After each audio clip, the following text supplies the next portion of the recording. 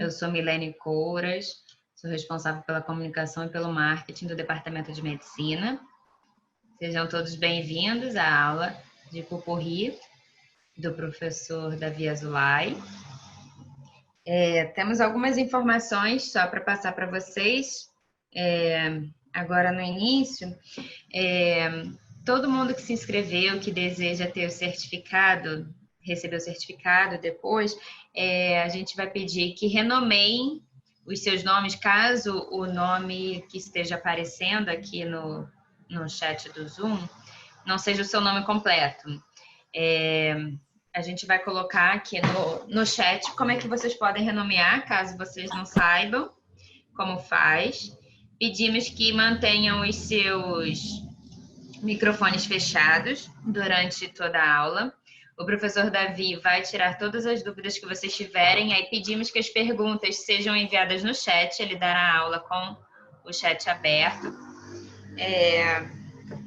Então, essa aula está sendo gravada, então, por um acaso, caso alguém não queira correr o risco de aparecer o rosto no vídeo, então a gente pede para deixar o vídeo desligado, a câmera desligada também. No meio da reunião, da aula, o professor vai avisar que, para quem quiser o certificado, para colocar o nome completo no chat, e aí com uma obrigatoriedade que a PUC tem para poder emitir o certificado é que quem deseja o certificado de participação tenha assistido pelo menos metade da aula. Então, a gente verifica quem assistiu, né, pelo menos metade, e envia o certificado para o link cadastrado que vocês fizeram a inscrição. O professor Davi Azoulay é coordenador da dermatologia da PUC Rio. Deixa eu só ver se eu estou esquecendo de alguma informação. No meio da aula, o professor Davi vai avisar quando vocês devem colocar o nome de vocês para poder a gente emitir o certificado.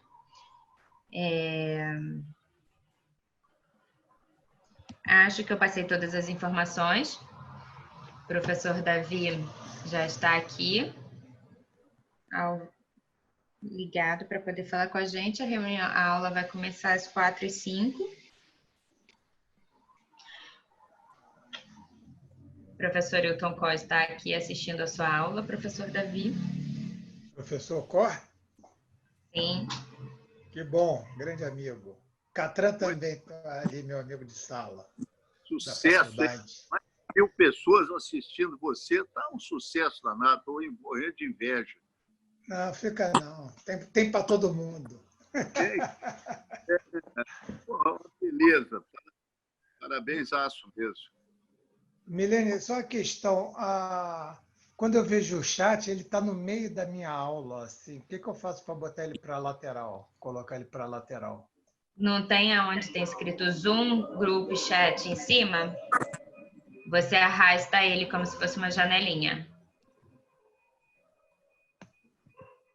Garota!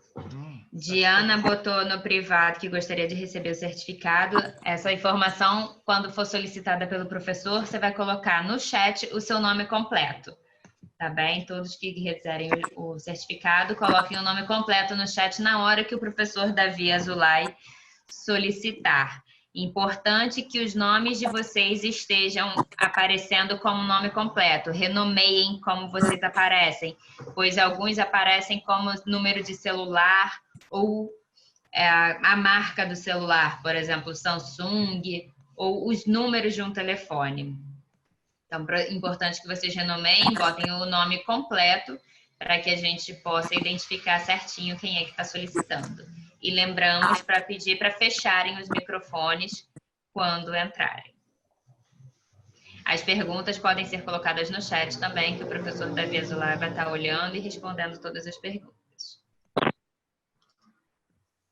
Não consegui, mas perdi o negócio, Milene. Está no meio da tela, outra vez, os participantes. Eu estou empurrando e não está indo. Brad sabe orientar?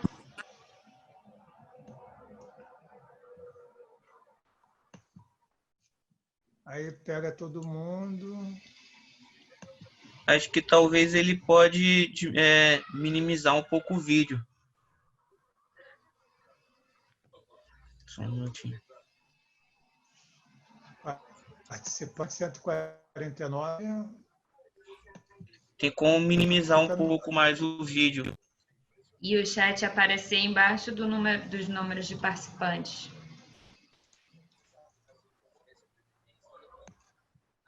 Pronto, vamos lá. Tá, consegui já. Vamos ver se eu consigo. Ali as pessoas vão estar mandando mensagem. Beleza. Que horas são? 4 e 6. Então, acho que a gente pode começar. Então, dá boa tarde para todo mundo. Mandar um beijo para minha amiga Viva, da faculdade. Já falei com o Catran, já falei com nosso decano, o professor Hilton Cor, o decano do Departamento de Medicina da PUC.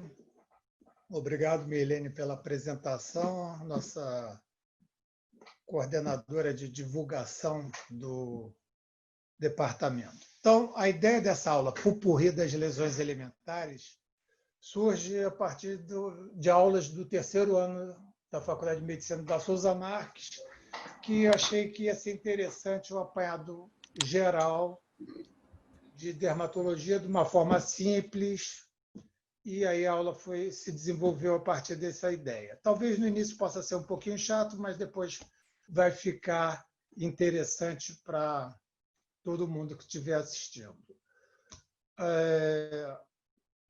Gostaria que tivesse participação, não sei se eu vou ser capaz com tanta gente aí, ficar vendo tanta mensagem no chat dos participantes, mas a ideia seria fazer uma aula interativa e se interromper pelo microfone talvez vá me facilitar a vida. Agora só preciso ver como eu passo adiante. Cadê o...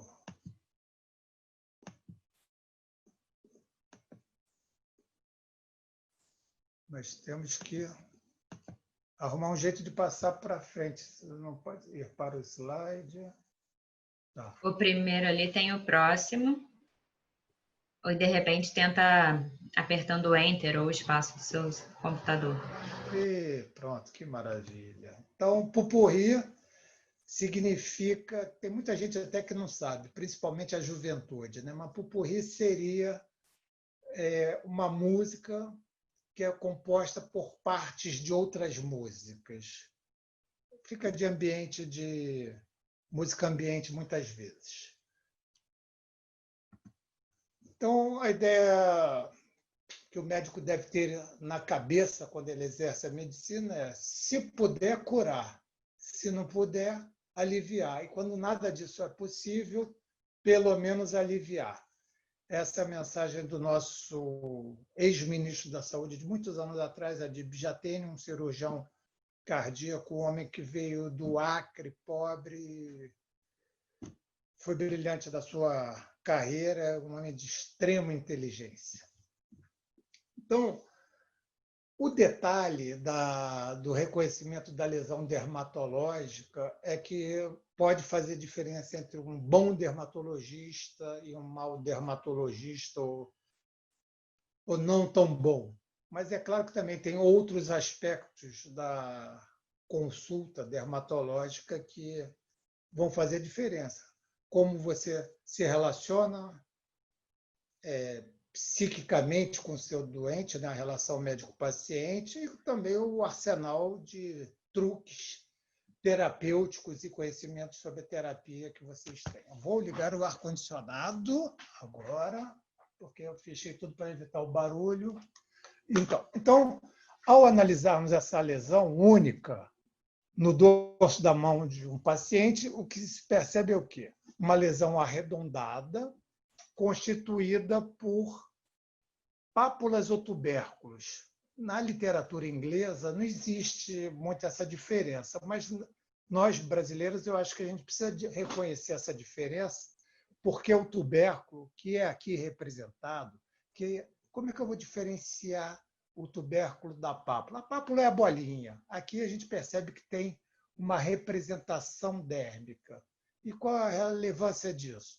Que quando existe tubérculo, em geral, denota no sentido de que é um processo granulomatoso. E doenças granulomatosas são importantes. Exemplos: micoses subcutâneas, sistêmicas, sarcoidose, tuberculose, sífilis terciária, não primária nem secundária, e outras entidades. Então, hanseníase, né? Então, isso tudo é muito importante. Então, é uma lesão arredondada cujos bordos são eritema-tuberosos. À esquerda, lesão com as mesmas características simétricas, assintomática. Lembrando que o prurido é o grande sintoma dermatológico e chama atenção nesse paciente melanodérmico, cor negra, né? Que fica difícil perceber na raça negra o eritema. Em dermatologuês, vamos dizer assim, a gente divide a pele em fototipos. E aí seria o fototipo 6 e o fototipo 1 é o ruivo de olhos claros que nunca vai queimar, aliás, que sempre queimará e nunca bronzeará, ao contrário do fototipo 6, que nunca queimará, nunca bronzeará e sempre e não queimará jamais, né? Nunca bronzeará e tal. À direita, temos as mesmas lesões, com as mesmas características, de uma forma disseminada. Então, o diagnóstico que o paciente apresenta é granuloma anular. Um diagnóstico fácil, qualquer um faz esse diagnóstico. Vesículas agrupadas perto da boca é o quê? Herpes labial, qualquer um sabe disso.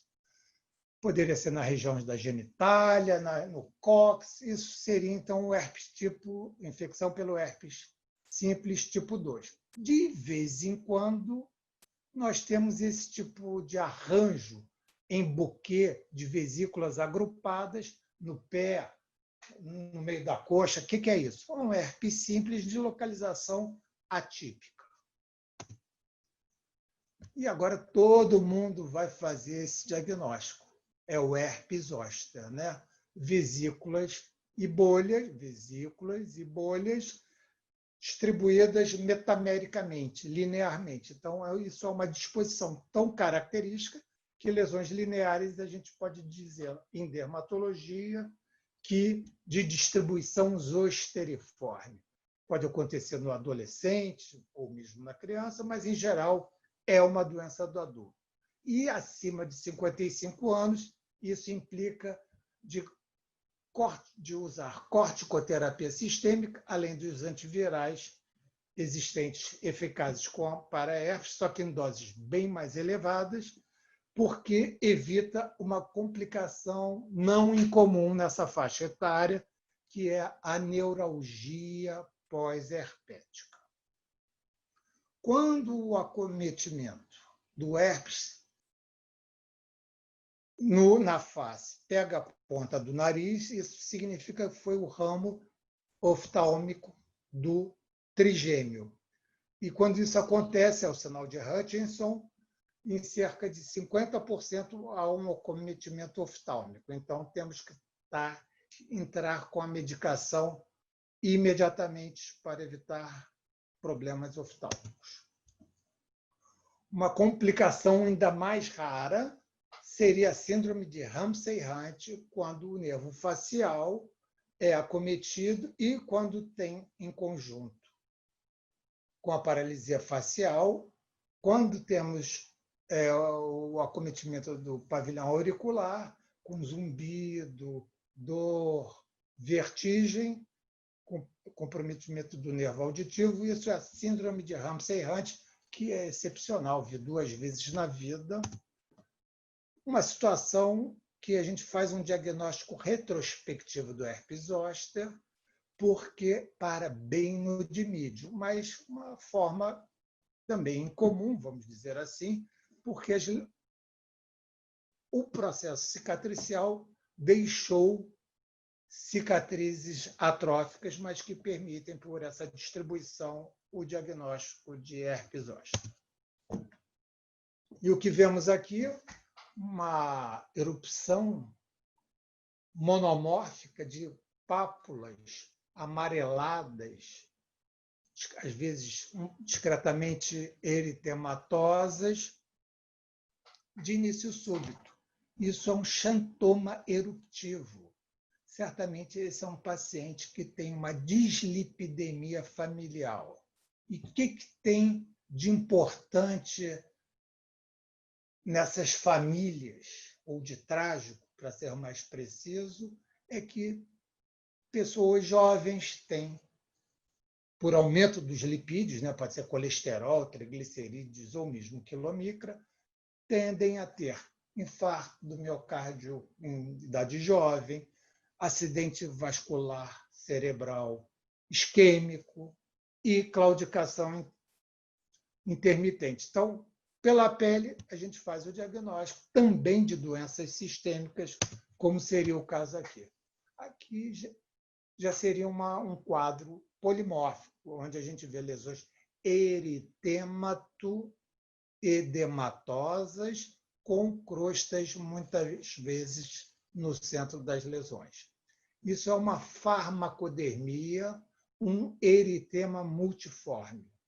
Não é exclusivo das farmacodermias. Algumas viroses também cursam com esse quadro clínico, mas, em geral, é medicamento. Seria isso uma erupção monomórfica, quer dizer, só um único tipo de lesão? Não. Aparentemente, sim, mas não é, porque é um quadro de lesões bulonecróticas. E onde é que eu percebo que tem uma necrose superficial aqui? Nessa região em que tem uma exulceração traumática, né? Raspou um pouquinho e fez isso aqui. Chama-se esse quadro de necrólise epidérmica tóxica ou síndrome de Lyell, causado por medicamento, uma forma grave de farmacodermia. E lembrando que na dermatologia a segunda causa de morte são as farmacodermias. A primeira é o melanoma. Lesão bem delimitada, eritemato-descamativa, crostosa. O que é isso? O que está causando? Pruriginosa. O eczema de contato é pruriginoso. Isso é alergia ao níquel da bijuteria.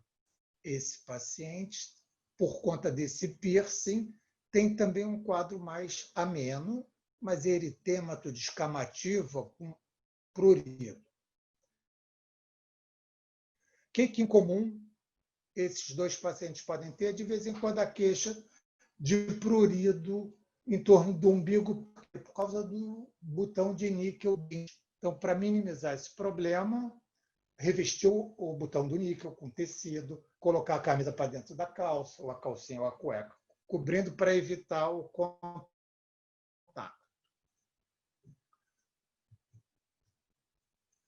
Não precisa ser médico para perceber que isso aqui, esse eritema com descamação bem delimitado, é causado pela pulseira do relógio. Poderia ser também uma pulseira de couro, mas por acaso aqui é de metal e é níquel. Lembrando que a principal conduta no eczema de contato é o afastamento do contactante. Quem olha sem história pensa no quê? Pensa numa celulite oftálmica, perioftálmica. Então, seria um quadro bastante grave. Porém, esse paciente não tem febre, não tem dor e, na sua história, ele conta que foi ao oftalmologista que passou um colírio com algum antibiótico e, depois disso, começou a ter um edema com descamação, um pouquinho de crosta, exudação, quer dizer, a crosta decorrente dessa exudação. Então, o diagnóstico foi de um eczema de contato ao colírio. Portanto, esse caso mostra que é fundamental o quê? Termos uma história clínica, seguir os fundamentos da medicina. Quais são os fundamentos? Anamnese, exame físico. Não é só olhar e fazer o diagnóstico. A perna desse paciente mostra eritema, um pouco de erosão e crosta. Isso é um eczema de contato agudo. Aqui, vesículas no dorso das mãos, vesículas. Como é que eu trato o eczema de contato na sua fase aguda? Lembrando que o fundamento 1 é afastar o contactante. Lesões úmidas, não importa a natureza, o tratamento adequado é feito com banhos ou compressa. Água normal já está bom, 2, 3 vezes por dia, para depois, então, usarmos cremes de corticoide, cuja potência vai variar em função da localização do quadro. Por exemplo, se for na face, e vamos comparar a pele da face com a da bolsa escrotal, em que a pele é fininha, a gente vai usar corticoide da mais baixa potência, que seria a hidrocortisona como exemplo. E se fosse na mão ou pés, seria o creme de clobetasol 0,05%. A potência de um com o outro comparada é 1000 vezes mais potente da mão, que é grossa, comparada com a pele da face. E de tanto coçar, o que ocorre? O processo denominado de o quadro clínico ou a lesão, que se chama de liquenificação, que é traduzida pela acentuação dos sulcos e dobras naturais da pele. Claro que quando eu coço, eu atrito, mas vamos dizer que eu não esteja coçando, mas resolva ficar apenas passando a mão, vendo uma novela na perna. Em geral, esse é o quadro clínico que ocorre e a localização na perna, e é isso que acontece. Quando o paciente chega em casa à noite, tomou banho, e aí começa a ver a novela e escolhe um lugarzinho na perna para ficar coçando, colocando a mão, tirando um pouco as suas tensões do dia a dia. Lá pelo 10º capítulo, já começa a ter uma liquenificação, e a liquenificação coça e, portanto, o quadro clínico se perpetua. Então, esse quadro chama-se de liquenificação vulgar circunscrita. Qual é o tratamento? O meu caro amigo, controle sua mão e use uma pomada. A pomada de corticoide é mais potente que o creme de corticoide e está indicada nas lesões secas como essa. Na prática, em geral, o que a gente vai usar é o creme de corticoide, porque a pomada é muito melenta e ninguém adere bem ao tratamento tendo que aplicar 2 vezes por dia, algo melento. Então, na prática, o que se usa mais são os cremes de corticoide. Aspecto bizarro aqui, hipercrômico, manchas hipercrômicas. Também um aspecto muito bizarro dessa lesão eritematosa, inclusive formando bolhas no polo inferior. O que é isso? Isso é uma fitofotodermatite. Entrou em contato com uma planta, foto, luz, tomou sol, e o que aconteceu? Aqui é um quadro que demorou mais tempo, menos intenso, porque ou o tempo da luz foi menor, ou a concentração do furocomarínico, que é o componente químico que absorve a luz, estava em menor concentração. Lembrando que os perfumes são ricos em furocomarínicos e, portanto, não devem ser aplicados sobre a pele durante o dia. Vejam as tias, as mães de vocês e as pessoas mais idosas, em geral, mulher, na região periauricular. E vejam que é uma pele bastante mais estragada do que uma pele, por exemplo, não fotoexposta. Isso é decorrente do perfume, da exposição continuada, crônica, à luz com perfume. Então, sobre a pele, nunca se aplica perfume durante o dia. Durante a noite, ok. Água de colônia, pós-barba, essas coisas não se fazem não se aplicam durante o dia, só à noite. Mudando um pouco de conversa, temos uma lesão ovalada de crescimento centrífugo, mas é uma lesão crônica, quiescente, cujas bordas são tuberosa, eritemato tuberosas. E o paciente aqui tem uma lesão, tem 2 lesões, 3 no máximo, com alteração de sensibilidade. Isso é típico de hanseníase, da hanseníase tuberculoide. Vamos imaginar a hanseníase, não vamos imaginar, ela é assim. Ela é uma doença espectral, tem um polo bom, benigno, o polo tuberculoide, que é muito bem representado por essa lesão aqui, e um polo virchoviano, em que as lesões surgem pela multiplicação do bacilo. Nesse polo tuberculoide, as lesões surgem mais por um mecanismo imunológico. A lesão é paucibacilar ou não tem bacilo. Portanto, é uma forma não transmissível quando comparado a esse polo virchoviano, em que é multibacilar e, portanto, transmissível. Outro exemplo de lesão da forma paucibacilar. Isso é típico de um granuloma. Eu falei que tinha tubérculo. Entre esses 2 extremos, o polo benigno, tuberculoide, e o polo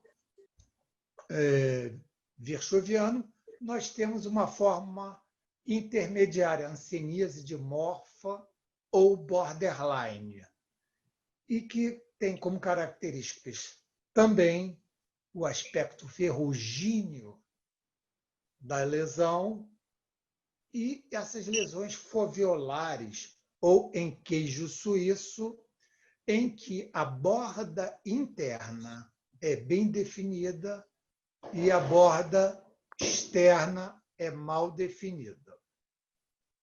Se nós fizermos uma biópsia aqui, nós vamos ver células, macrófagos cheios de bacilo.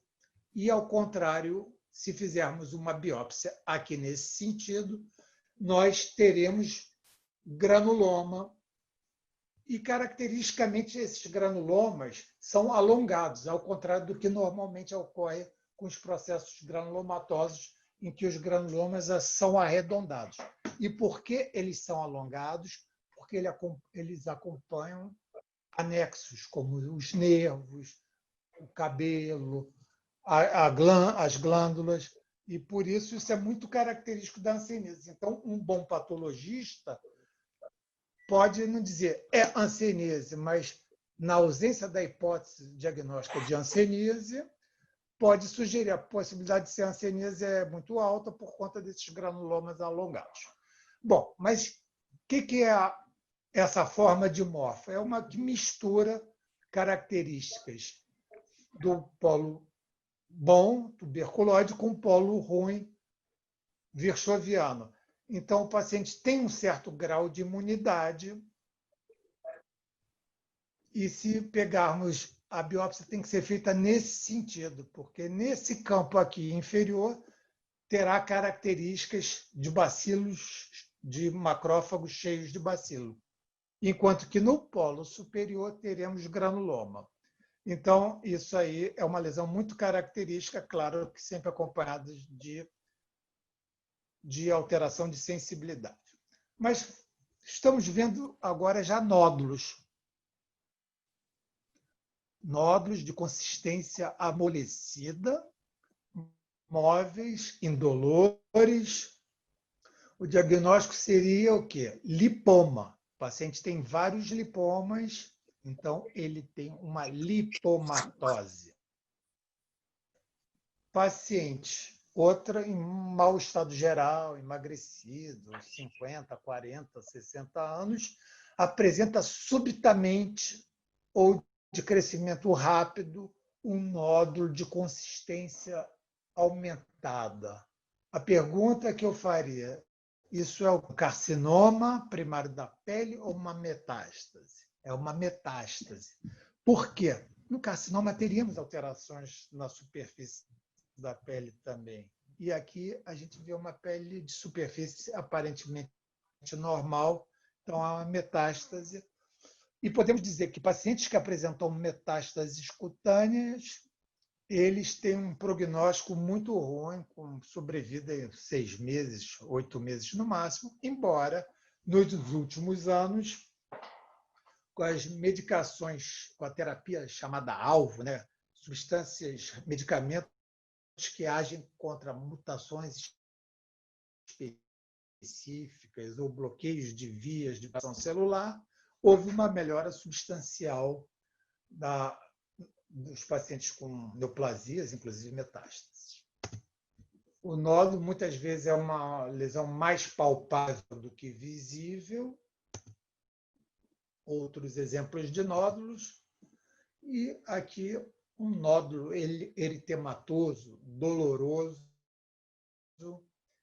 Isso é típico do furúnculo, que é o acometimento do aparelho pilosebáceo, que necrose e dá saída a um todo chamado de carnegão.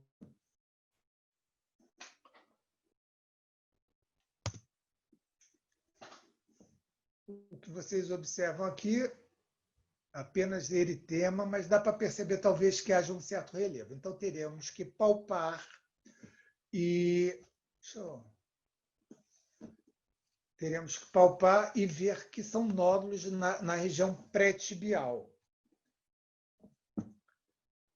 Dolorosos, acompanhados muitas vezes de febrícula, mal-estar, artralgia, artrite. Outra vez, nódulos eritematosos, localização habitualíssima, pré-tibial. Inclusive, são várias as causas de eritema nodoso, que é o nome desse diagnóstico sindrômico.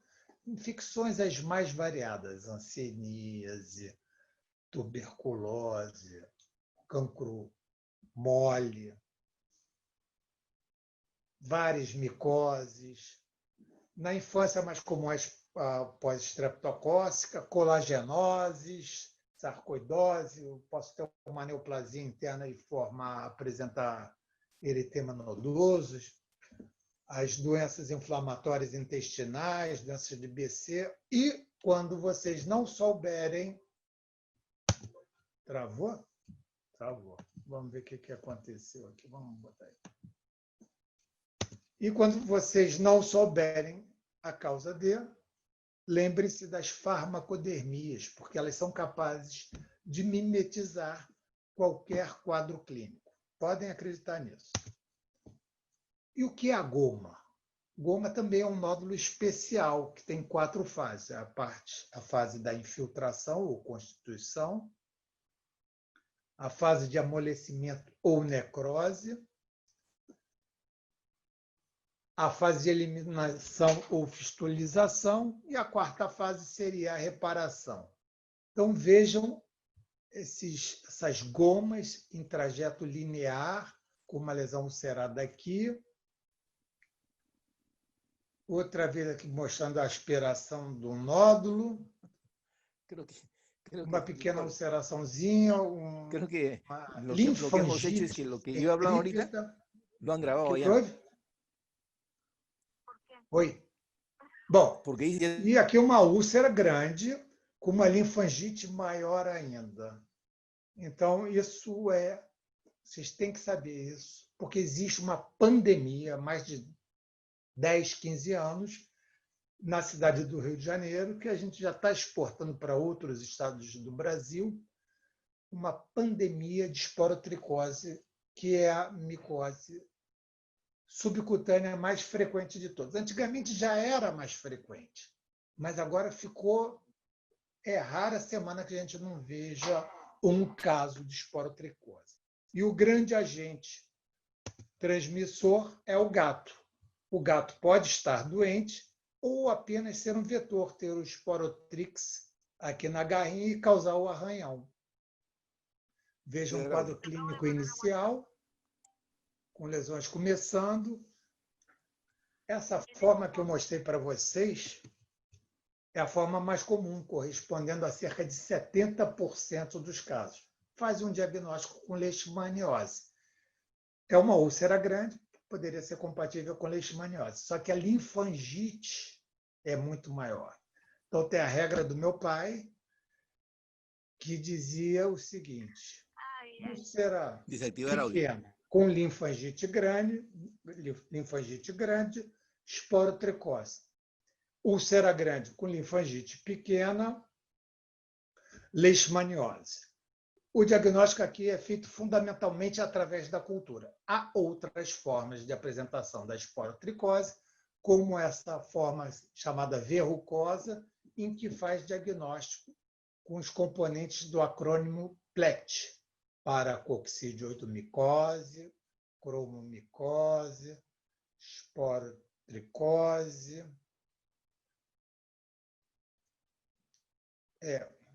PLET, para coccidioidomicose, leishmaniose, esporotricose, cromomicose e tuberculose.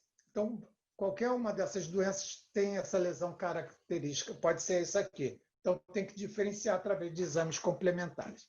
E a esporotricose é uma doença em que a imunidade pode determinar um quadro mais extenso, inclusive com internalização e eventual êxito letal, ou podemos ter apenas uma disseminação na pele, mas, em geral, também isto está associado a uma imunossupressão.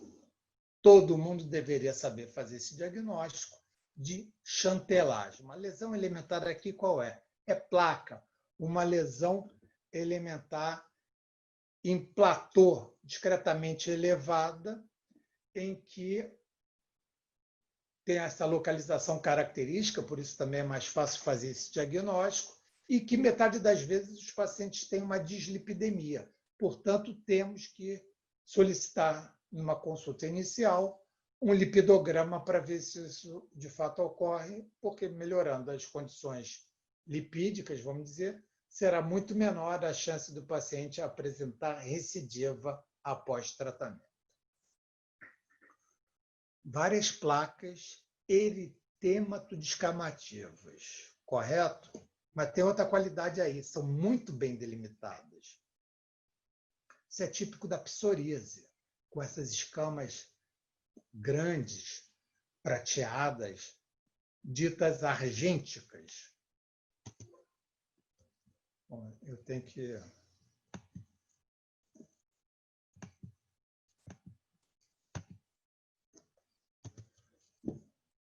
Um paciente com lesões eritêmato-descamativas, discreto, ele deve estar em tratamento, bem delimitados. O que é isso aqui? É uma psoríase extensa. Agora, imagine a situação clínica em que esse paciente é um asmático, teve uma crise de asma violenta, só saiu com corticoide sistêmico. Tratou, saiu da crise asmática, e aí o que aconteceu com a retirada súbita dessa corticoterapia? O que se chama de rebote. Quer dizer, um agravamento, uma explosão de lesões da psoríase, podendo eventualmente caminhar para esse quadro clínico chamado de eritrodermia esfoliativa. Várias doenças levam a esse diagnóstico sindrômico, em que ocorre eritema e descamação em mais de 90% da superfície corporal. Alguns exemplos: psoríase, farmacodermias, eczema, linfomas, pênfigo foliáceo. O que é o elemento que ajuda mais no diagnóstico etiológico dessa eritrodermia? Que, de repente, se o paciente tem uma insuficiência cardíaca latente e for um negócio muito súbito e muito intenso, poderá até descompensá-lo, porque houve uma vasodilatação generalizada. Uma dicasinha clínica, uma descamação muito intensa, é possível que seja psoríase. Esse paciente sabia que tinha eczema de contato ao cimento, ao pó do cimento. No entanto, no fim de semana, ele estava bem, e aí foi ajudar o compadre a fazer uma laje. Na segunda ou na terça-feira, estava todo assim, com algumas áreas polpadas, como a região inframamária ou axila, e aí, então, é o diagnóstico de eczema de contato. Então, a gente tem a história clínica como principal elemento para chegar à etiologia. A patologia, através da biópsia, raramente vai dar o diagnóstico etiológico. A história clínica é tudo. Lesões eritemato-edematosas, pruriginosas, que surgiram abruptamente, duram 6, 12 horas e desaparecem. Isso é típico da urticária. Qualquer coisa causa urticária. Medicamentos, comida, cheiro, e por aí vai. Quando temos urticária, nós temos a ação farmacológica, a degranulação do mastócito, liberando histamina e outras aminas vasoativas, que promovem o quê? Vasodilatação, daí o eritema. E o que é o edema? Aumento da permeabilidade. Então, e o prurido, que são ações da histamina, são reflexos da ação da histamina. E o que é o dermografismo que ocorre em determinadas urticárias? Eu venho com uma ponta romba em determinados tipos de urticária e apresenta esse quadro aqui de eritema e edema de acordo com o trauma. Joguinho da velha, isso é o dermografismo. Melhora muito com a hidroxizina. E ao lado nós temos o dermografismo branco, que ocorre tipicamente nos pacientes com dermatite atópica. E por que neles? Porque eles têm um padrão de resposta anômala a vários estímulos. Uma substância que era para fazer vasodilatação, por exemplo, faz vasoconstricção. Normalmente, o que se espera aqui, quando alguém faz uma ponta de uma caneta Bic, um joguinho da velha, um certo eritema, fininho. Não isso aqui, que é o exagero, é o dermografismo. Não, aqui eu fiz uma vasoconstricção em vez de uma vasodilatação. Então, isso é o que se chama dermografismo branco, que ocorre tipicamente na dermatite ou eczema atópico, já que são sinônimos. Uma placa de alopécia numa criança com várias pústulas e cabelos fraturados, tonsurados. Isso é típico da tinea captis. A partir da adolescência, graças aos hormônios sexuais, que produzem ácidos graxos, há uma tendência, inclusive, à cura espontânea. O diagnóstico aqui qual é? Foliculite. Vejam aqui uma pústula centrada por um pelo. Isso é uma foliculite superficial.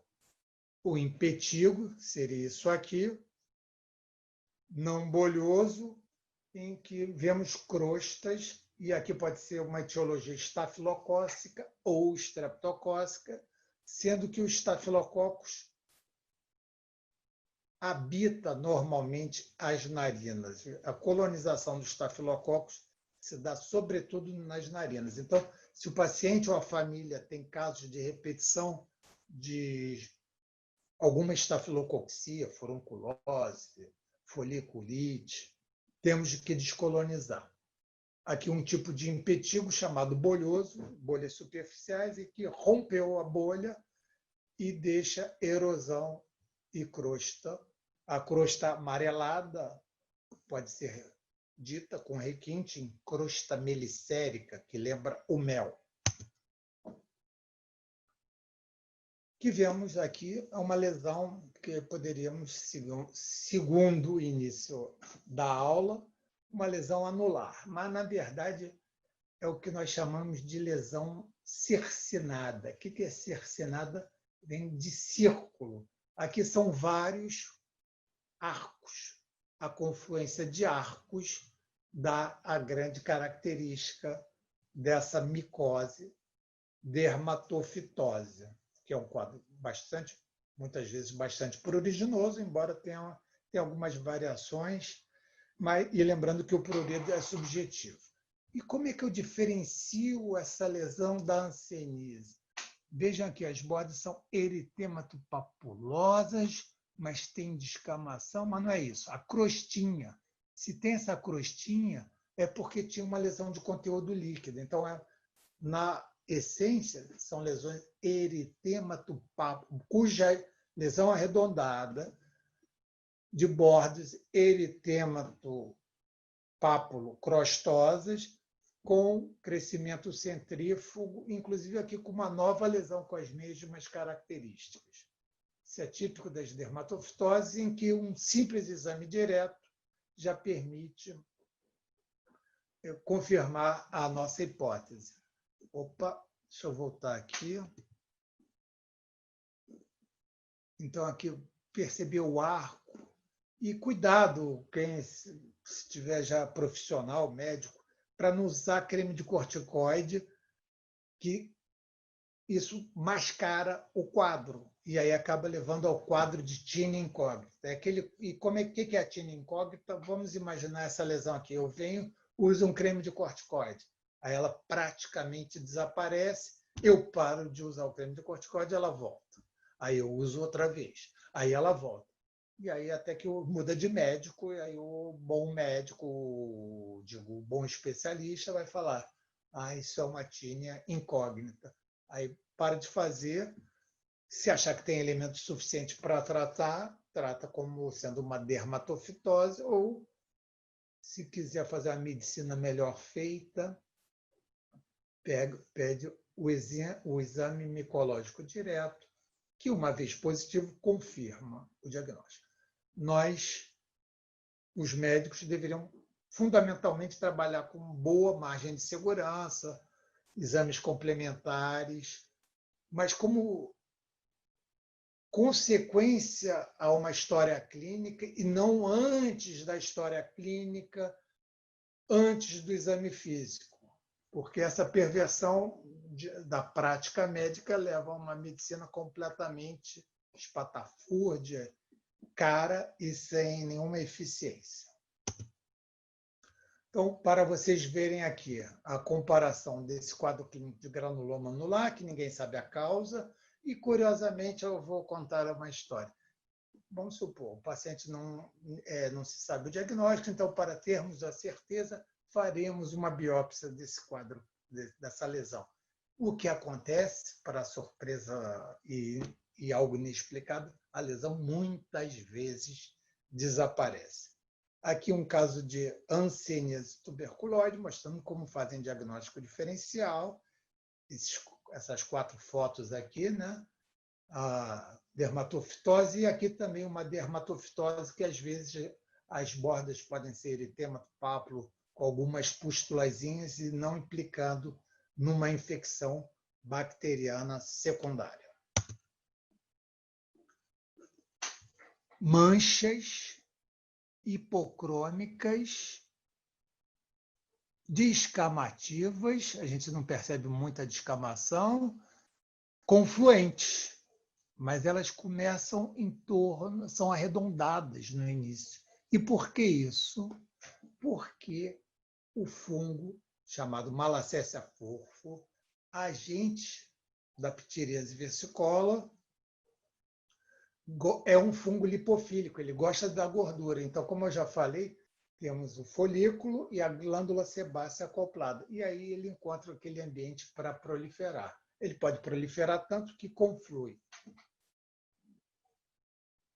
Esse esbranquiçado aqui pode ser realçado com a manobra descrita por um brasileiro, o Zileri, um alagoano, em que, esticando a pele perilesional, ela vai ficar mais encarquilhadinha, e aí é uma forma até de confirmar a sua hipótese de pitiríase versicolor.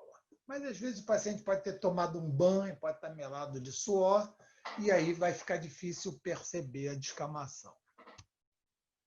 As manchas podem ser hipercrômicas, poderiam ser eritematosas, e, portanto, o nome versicolor fica por conta dessas 3 possibilidades de apresentação: as manchas hipocrômicas descamativas, as lesões hipercrômicas descamativas, mas caracteristicamente arredondada no início, nas áreas ditas seborreicas, mais comum no tronco, secundariamente na face. Não em área de pele seca, como a perna, por exemplo. Mais comum na adolescência, por conta dos hormônios, então a nossa pele está mais oleosa, idade adulta, e mesmo que a gente faça o tratamento adequado, é muito comum a recorrência do quadro clínico. Mesmo eu usando, nesses casos aqui que eu estou vendo, eu usaria, além da terapia tópica, eu usaria sistêmica. E a terapia tópica antifúngico tópico, sulfeto de selênio a 2,5%, é o antigo Celso Ouro, que já não existe mais. Usaria uma bucha também na remoção mecânica. Isso é uma ceratofitose. A malacésia furfur fica na camada córnea, fica na superfície também. Então, ajudaria na remoção, e algum imidazólico para tratamento sistêmico por 10 dias ou 14 dias. Então, mesmo fazendo tudo certinho, muitas vezes o paciente vai apresentar recorrência porque é uma doença que é mais de predisposição do que contágio. Não é considerado uma doença contagiosa, tanto é que casais, só 7,5% dos casais têm ambos o quadro clínico. Como é que faço o diagnóstico? Um raspadinho ou apenas uma fita gomada, um durex. Eu vou lá, estico, faço o sinal de Zilleri para soltar um pouquinho a escama e vou lá com durex e ponho no microscópio, e o que eu vejo? Esporos agrupados em cacho de uva, ou essas hifas curtinhas, curvinhas, são muito característicos desse fungo, a Malacésia furfur, um saprófita da nossa pele. Entraria até no diagnóstico diferencial com eczematide, que são essas manchas hipocrômicas, às vezes discretamente descamativa, raiz dos braços, por exemplo, e face. Em geral, são crianças de pele muito seca, que têm ou um eczema tópico ou um eczema seborreico, e muitas vezes eu realmente precisei do exame micológico para ter certeza qual o diagnóstico é, uma pitiríase versicolor ou uma eczematite. Manchas acrômicas simplesmente permitem um diagnóstico. Às vezes o diagnóstico dermatológico é tão imediato que a gente não chega nem a descrever que são manchas acrômicas, simétricas, assintomáticas. E aí tem várias formas clínicas do vitiligo, essa forma periorificial, pega mucosa também. E o que vemos nessa mama é a presença de lesões não, ilhas de repigmentação. Essa é a pele normal da pessoa. Essa é a pele normal da pessoa que está num processo de repigmentação. E por que arredondadinho no centro da lesão? Porque a repigmentação se dá no vitiligo em 2 áreas, ou da borda ou a partir do folículo piloso. Portanto, nunca se faz depilação a laser, que dita que é definitivo, mas que, na verdade, não é tão definitivo assim, por conta disso, que a repigmentação se dá a partir do folículo piloso. E olhem que coisa interessante, é o chamado fenômeno de Koebner, ou fenômeno isotópico.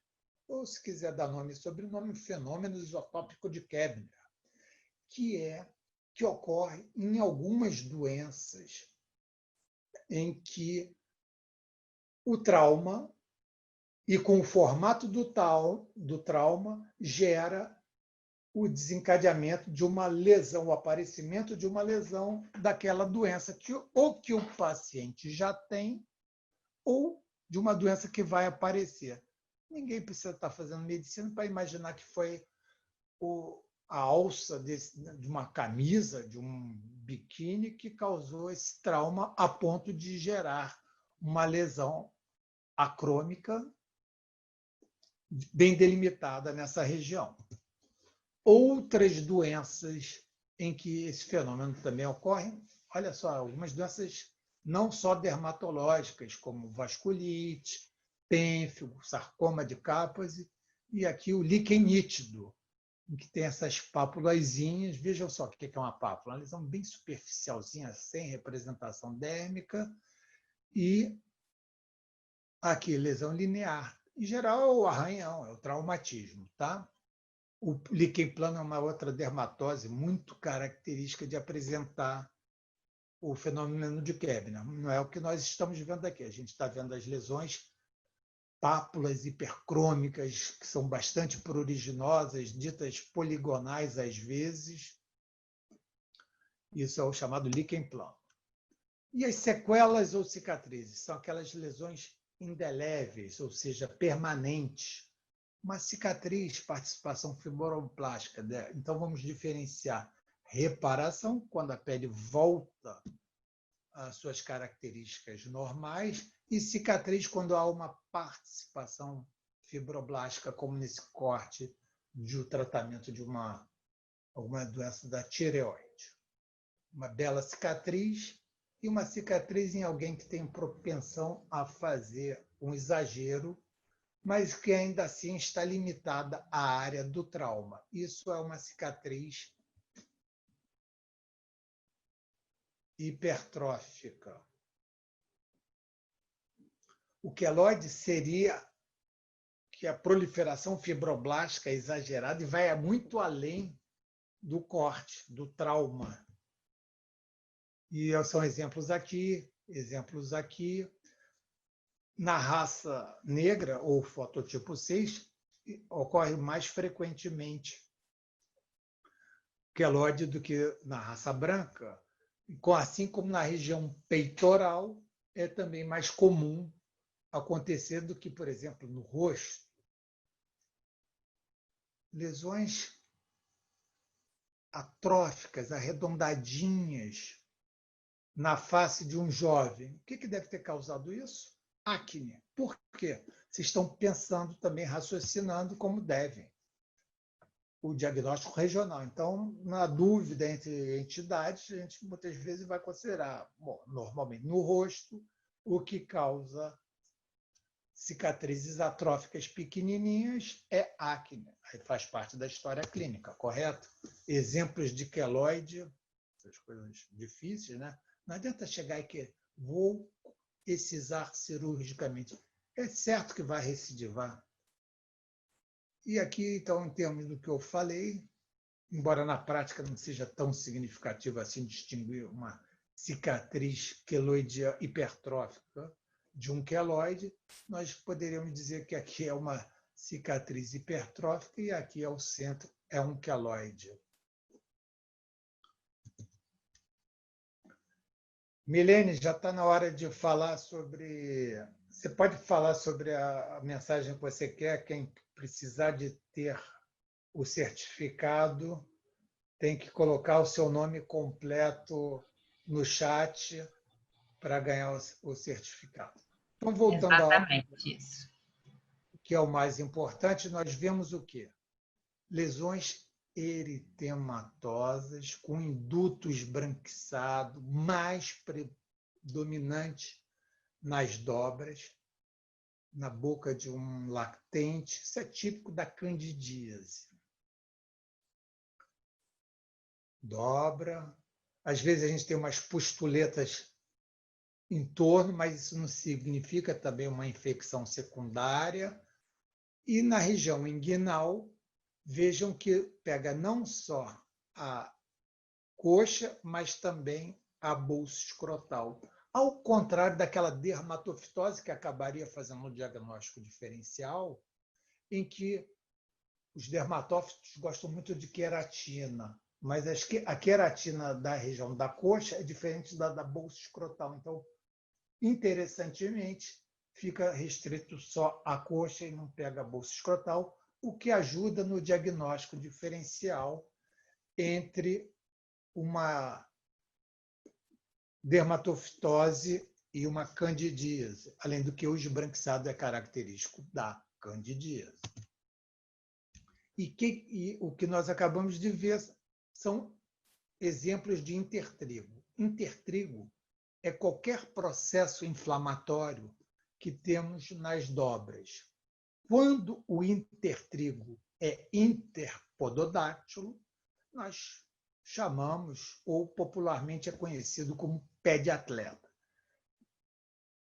Vemos aqui uma maceração interpododáctila, inclusive com uma fissura, que é essa solução de continuidade linear. Qual o risco que esse indivíduo tem de vir a desenvolver erisipela? Causa frequente da erisipela é a penetração dos streptococcus através desse intertrigo interpododáctico, pela presença, então, do chamado pé de atleta. Então, é um quadro de eritema com edema, dor. No início, vai ter uma linfangitezinha e uma adenopatia. Passada essa adenopatia, a próxima etapa é ter a febre. E o tratamento clássico disso é a penicilina, dependendo da situação, intramuscular, procaína, mas hoje em dia não tem mais. Então, dependendo como não tem mais essa intramuscular, que era uma maravilha para tratar esses quadros, 2 injeções por dia.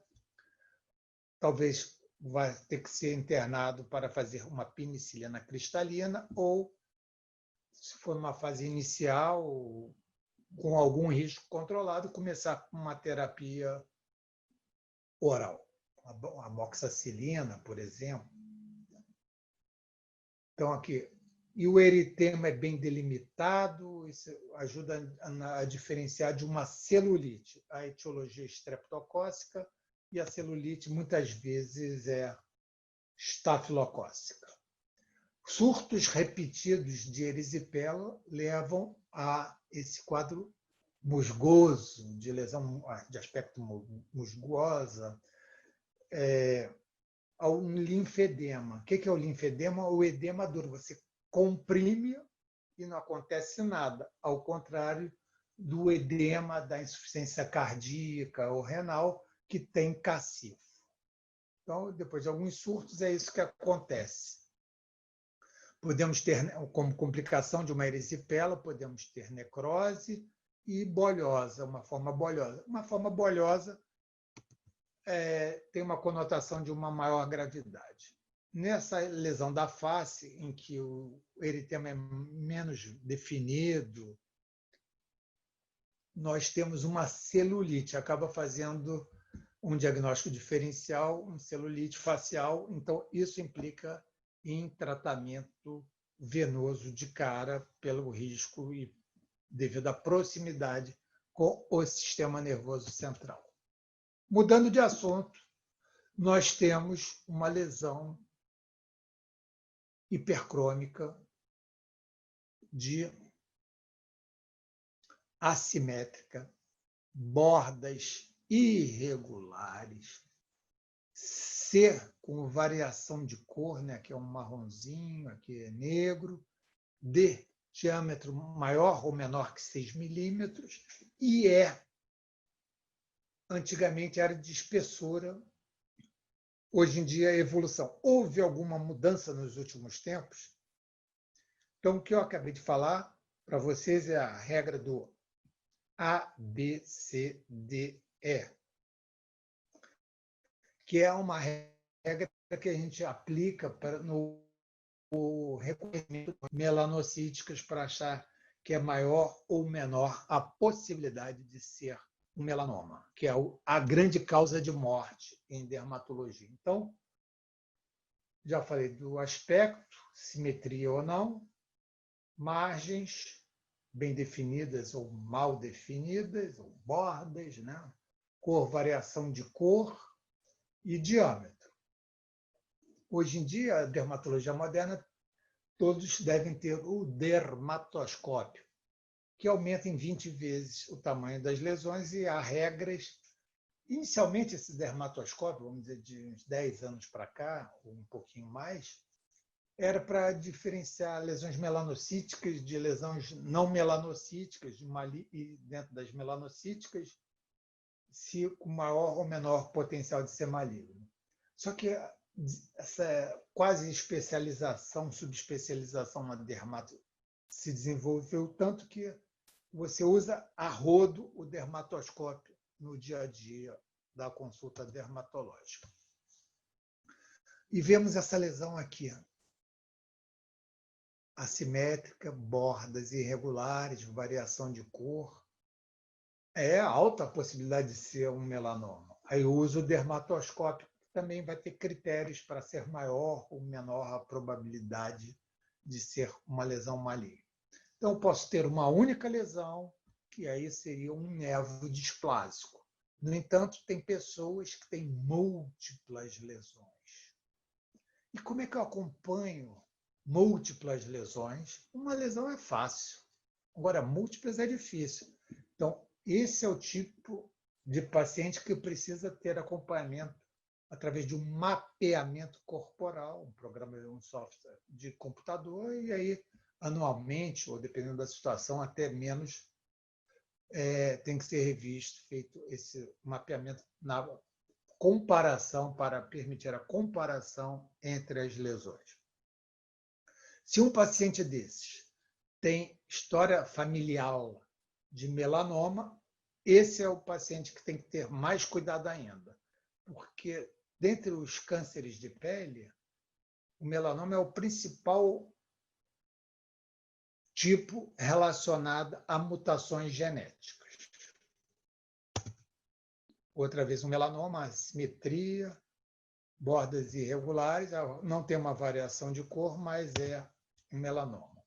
Vejam aqui essa lesão com todos os ingredientes para ser, de fato, maligna, e claro que ela é, e porque é crônico, inclusive. Quer dizer, o organismo desse paciente está produzindo autoanticorpos contra o melanócito para tentar se defender, mas não vai conseguir. Então, essa acromia é o resultado disso. E vejam aqui, além do tumor, há uma metástase cutânea. Então, o melanoma metastatiza para pele, via linfática e via sanguínea. O melanoma pode ser primário da pele, pode ser primário da mucosa, do sistema nervoso central. Muito comum pode ser da bexiga, e o segundo sítio mais comum é o olho. Melanoma sob a unha, e quando é dito que ultrapassa os limites da unha, é o sinal de Hutchinson, mas isso é um papo para o especialista. Só mostra que o processo já está disseminando e metastatizando. Uma lesão nodular com necrose central, melanoma típico e, inclusive, com metástase linfática. Um quadro clínico mais difícil, principalmente para o não especialista. Uma lesão úlcero-vegetante em que não tem nenhum pigmento. Isso tem que ter uma história, e possivelmente nessa história tinha uma pintinha, uma mancha escura há muito tempo, e a lesão cresceu, não sei o que esse paciente está demorando tanto a procurar médico. E o que ocorre com o melanoma amelanótico é isso, demora mais tempo. Primeiro porque não se reconhece de cara que é uma lesão melanocítica para as pessoas não especialistas, né, para os médicos não especialistas. E depois, se ele não produz melanina, ele também é um tumor mais indiferenciado. E, de uma maneira geral, neoplasias de células indiferenciadas, mais primitivas, são mais agressivas do que tumores bem diferenciados. Esse paciente com um pé chato aqui, que a gente está vendo aqui, subitamente apresentou essa mancha enegrecida em asa delta. O que é isso? Súbito? Não, melanoma não é tão súbito. Um hematoma embaixo desse pododáctilo. Então, a história clínica, né? Fez uma caminhada exagerada, usou um sapato novo, tomou um pisão, justifica, então, e o diagnóstico fica fácil através da história, ou mesmo através de uma dermatoscopia. E o que é a petéquia? Petéquia é a púrpura pontiforme. Como eu diferencio a petéquia do eritema, eu comprimo nas laterais a lesão, essa púrpura, e ela não vai desaparecer, ao contrário do eritema que vai desaparecer. O que é púrpura? É o extravasamento de hemácias. Extravasamento do vaso sanguíneo. Equimose é a púrpura em lençol, víbice a púrpura de natureza sempre traumática, linear. E hoje em dia, as pessoas tomam muito antiagregantes plaquetários ou mesmo anticoagulante. E o idoso tem um tecido colágeno que dá menos sustentação aos vasos e os vasos já estão mais esclerosados, mais endurecidos. Então, o idoso com frequência bate nas quinas e forma púrpura. E não tem nada para fazer para tratar essas púrpuras a não ser evitar. É o que se chama de púrpura senil, mas na verdade não é só pela idade, é principalmente pelo fotodano. Esse paciente não tomou um soco, né? Não tem a história de ter tomado um soco, no entanto, ele apresenta essa equimose periocular. Isso é muito característico da amiloidose sistêmica primária, que é secundária a um mieloma múltiplo. Então, vejam vocês como, através do exame de pele, a gente pode chegar a doenças sistêmicas, e esse é apenas mais um exemplo. Lesão vegetante, né? Isso é o típico condiloma acuminado, vulgarmente conhecido como crista de galo, causado pelo HPV. E a lesão verrucosa, que ocorre na pele, é seca. É seca. É a verrucosa, é a verruga vulgar.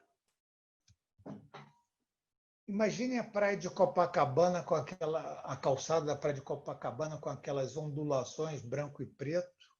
Isso é a junção dermoepidérmica. As papilas dérmicas são assim. Só que no caso da vegetação, elas são alongadas.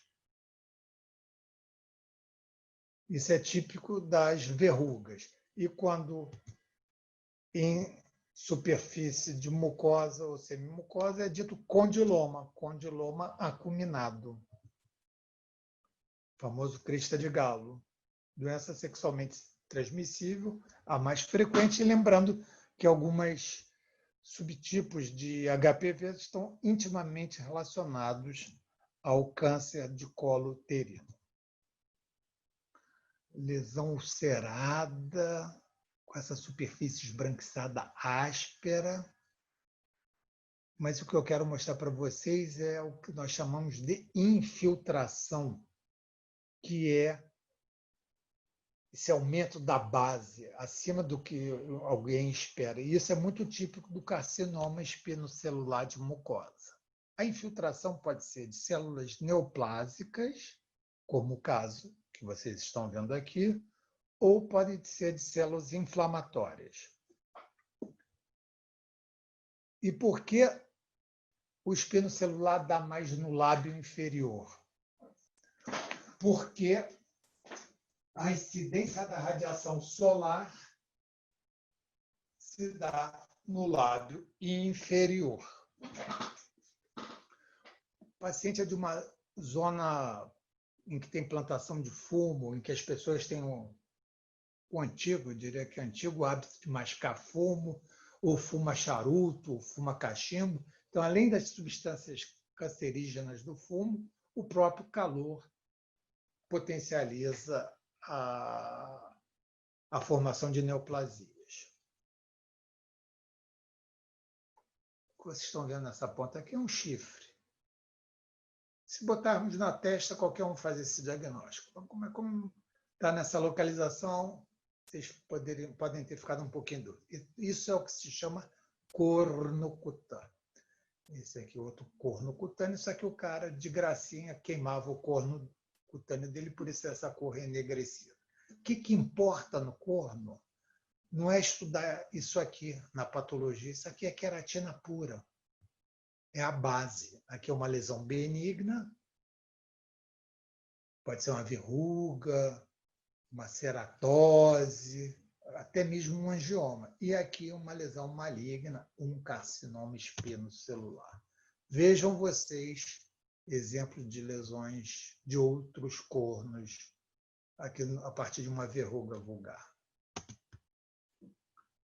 Lesão papulonodular de bordas peroladas com telangiectasia, que surgiu numa pessoa de 30, 40, 50 anos de pele clara, preferentemente que tomou sol, muito sol na vida.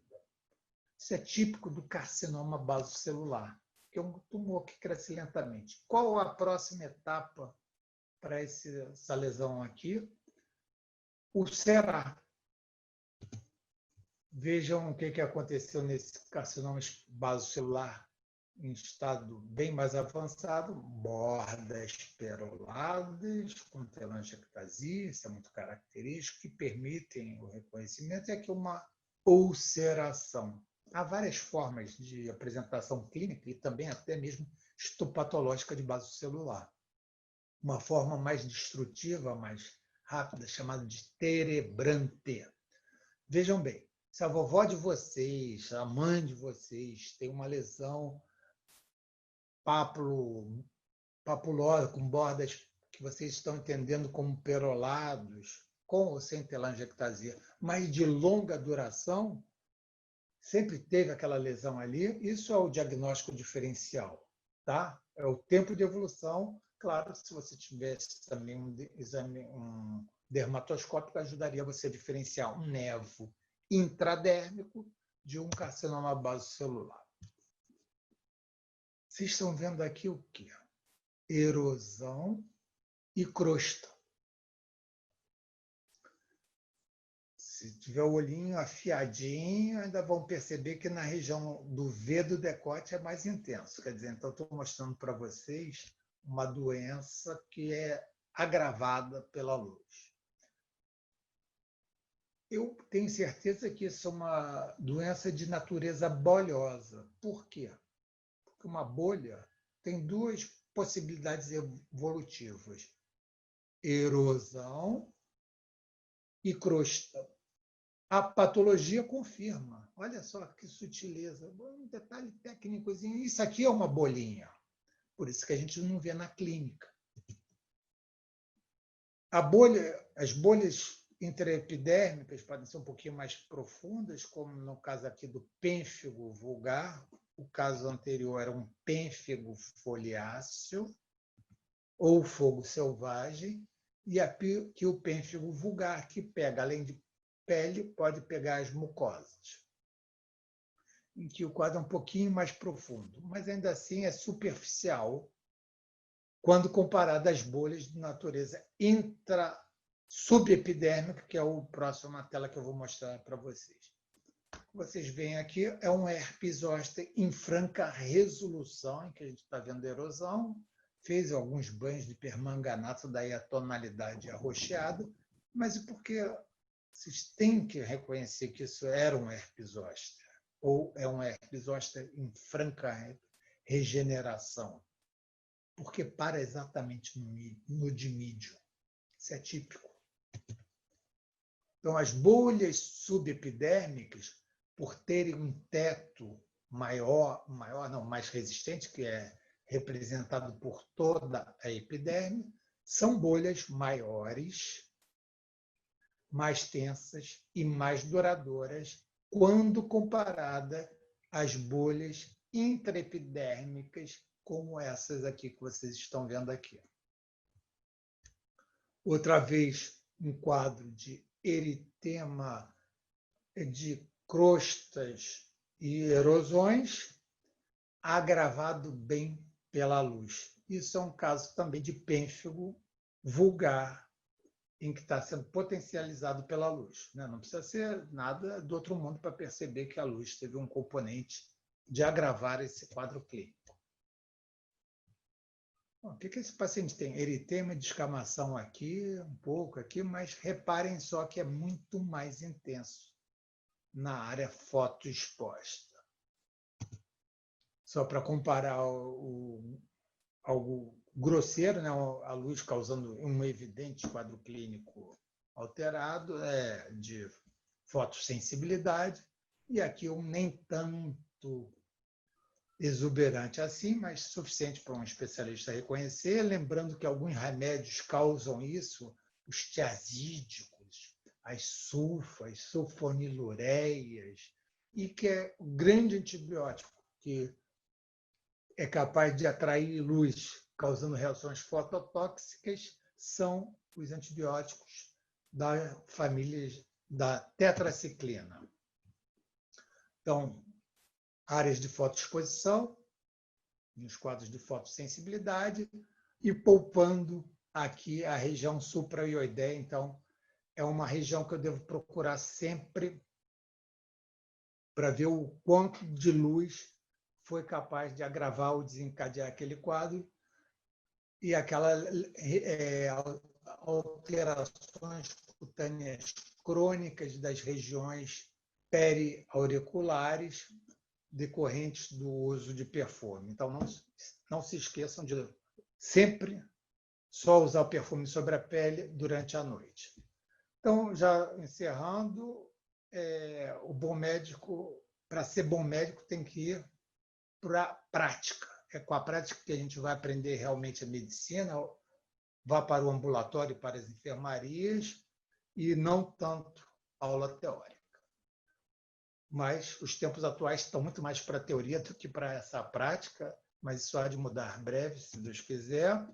Aproveito a oportunidade para convidar quem quiser participar, é um evento aberto, ao 34º Congresso da Associação dos Ex-Alunos do Professor Azulay, que é um evento de dermatologia que aborda a dermatologia como um todo, em todas as suas áreas, e a gente vai começar numa quinta-feira à tarde com um curso, quinta e sexta de cursos, e vai sábado o dia inteiro de aula, assim como domingo até meio-dia, 13h. É um congresso 100% online, em que os participantes terão acesso tanto aos cursos quanto à parte teórica, por até 8 semanas após terminado o evento. Era isso que eu tinha para falar para vocês. Estou aqui às ordens para responder no que eu for capaz.